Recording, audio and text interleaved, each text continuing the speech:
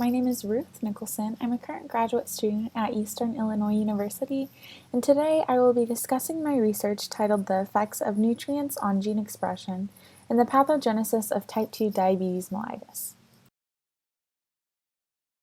To get started, I will discuss the background information, followed by the purpose, the methods, the results, and the conclusion.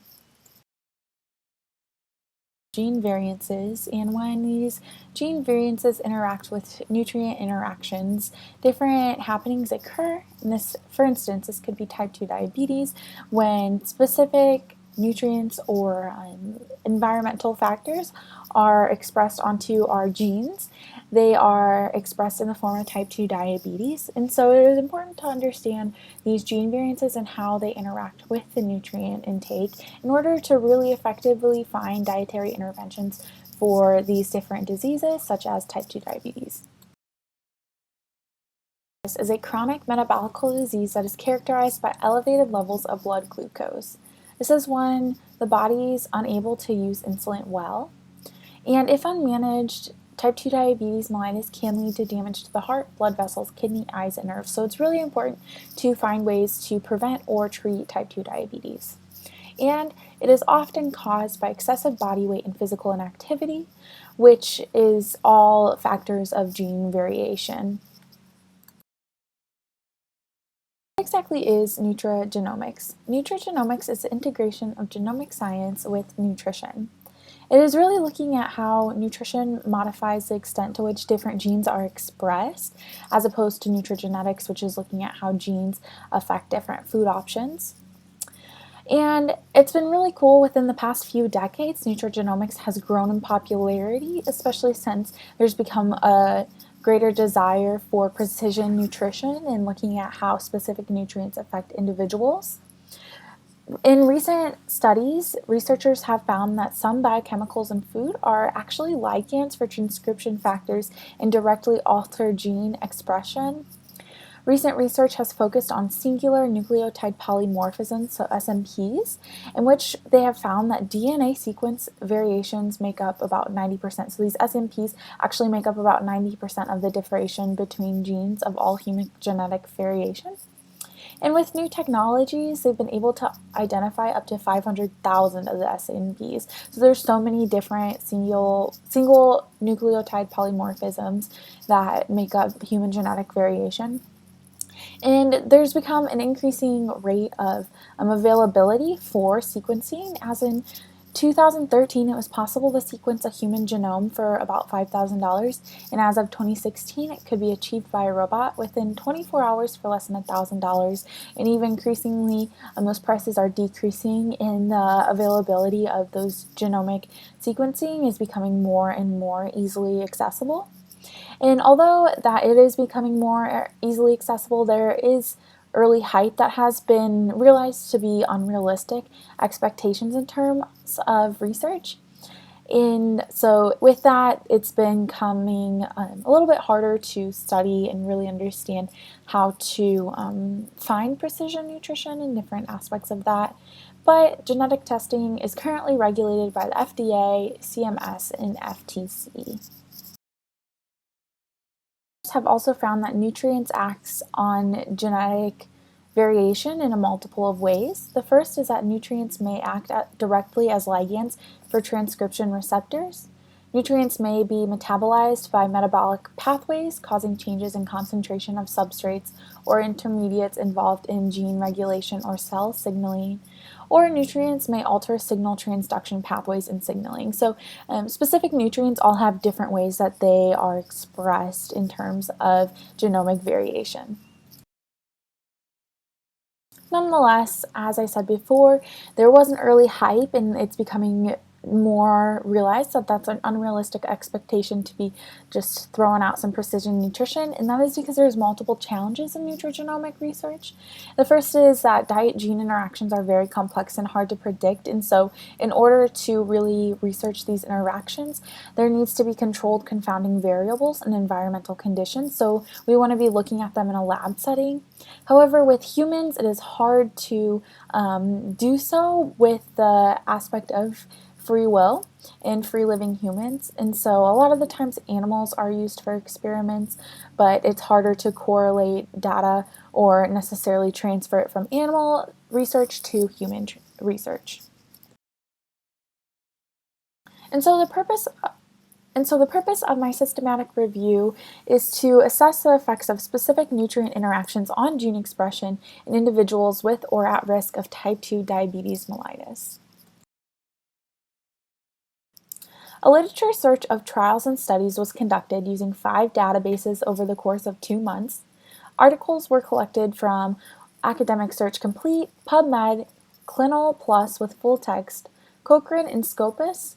The key terms used were nutrigenomics, diabetes mellitus, and gene expression. These 3 key terms yielded a total of 674 records identified through database searching. And to further narrow the results, 2 additional terms were used when screening records in Scopus and PubMed, which included precision nutrition and diet-gene interaction. After adding these 2 additional key terms, 552 records were excluded, leaving 122 full-text articles to be assessed for eligibility. Articles were assessed on inclusion and exclusion criteria. Inclusion criteria of articles included articles published between 2010 and 2020. They were written in English, peer-reviewed, original studies, use of objective measures, and focused on type 2 diabetes in relation to gene alteration. Articles were excluded from the review with the criteria that the articles were published before 2010, not written in English, not peer-reviewed, other systematic reviews, and focused on diseases other than type 2 diabetes. Quality of studies was determined based on credibility of the publishing journal, number of participants, follow-up period, p-values, strengths, limitations, and objectivity. As an evidence-based tool, the PRISMA statement was used to organize findings of the article. 673 total articles were used, 122 were screened, and 10 primary sources remained to be used for the literature review.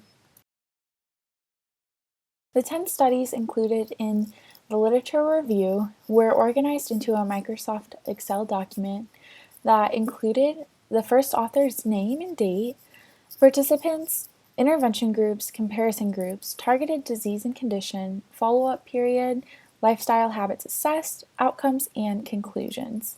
Of the 10 studies included, a total of 9,532 human subjects participated in 3 studies. A total of 131 mice subjects participated in 6 studies, and a total of 36 pigs participated in 1 study. The duration of studies ranged from a one-time survey to a 6-year follow-up, and comparison groups included either a control group or a baseline measurement. Dietary assessments were included as well. Targeted diseases included type 2 diabetes mellitus and other comorbidities such as cardiovascular disease, obesity, and human longevity.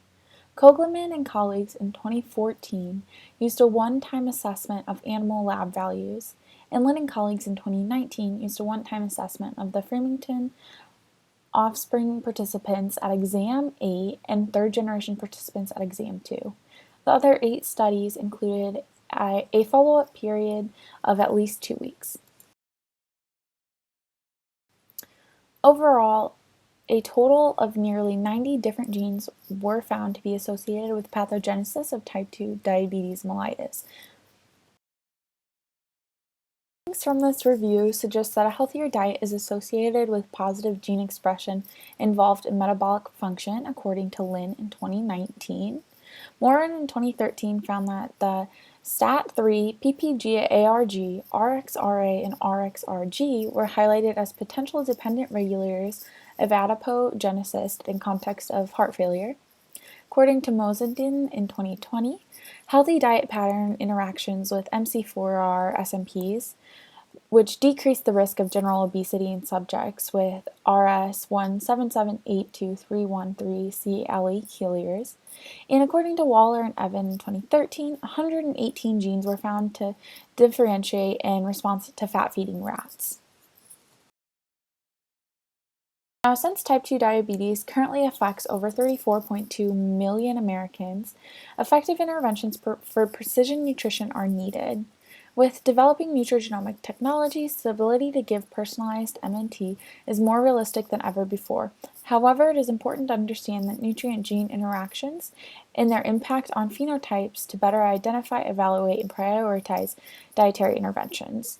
And so more research is needed to really examine the missing data that translates personal nutrition strategies to actual clinical outcomes. More research is needed focused on human subjects over a long period of time that examines dietary recommendations known to be associated with reduced risks of chronic diseases. And more research is needed to use more objective ways to measure dietary patterns as well as to study specific macronutrient interactions as well. Apply to the dietetic profession. Well, in order to personalize MNT, we must use reliable testing methods and consider factors that do affect genetic mutations. And so as we do this, we really need to first look at the research and educate our dietetic professionals on the research that is out there in order for them to know how to better personalize MNT. It is also important to understand nutrient-gene interactions and their impact on phenotypes to identify, evaluate, and prioritize dietary interventions. Nonetheless, it's still important to use family history, biochemical parameters, and lifestyle risk factors when looking at MNT and ways to incorporate dietary interventions. There's also a need for nutritional education in terms of nutrigenomics in dietetic programs. According to Send in 2017, there is a new need to describe concepts of genomics in programs, and so I think it's really important that we highlight this and really push for this to be incorporated into dietetic programs. Here are my references.